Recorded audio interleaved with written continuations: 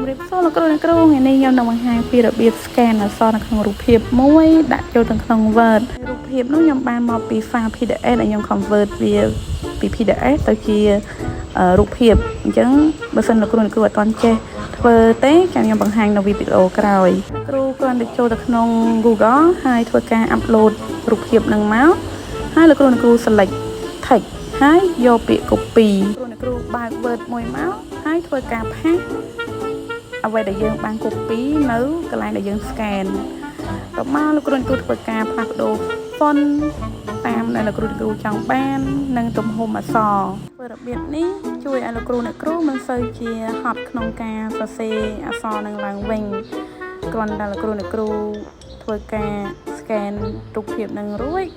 បានអក្សរហើយលោកគ្រូគ្រាន់តែយកអក្សរនោះតម្រូវទៅកន្លែងដែលលោកគ្រូចង់បានដូចនេះលោកគ្រូអាចសាកល្បងដោយខ្លួនឯងថាតើអាចធ្វើបានទេបើសិនលោកគ្រូចង់ឲ្យខ្ញុំបង្ហាញវីដេអូអ្វីផ្សេងទៀតសូម comment នៅខាងក្រោមសូមច្រើនលោកគ្រូ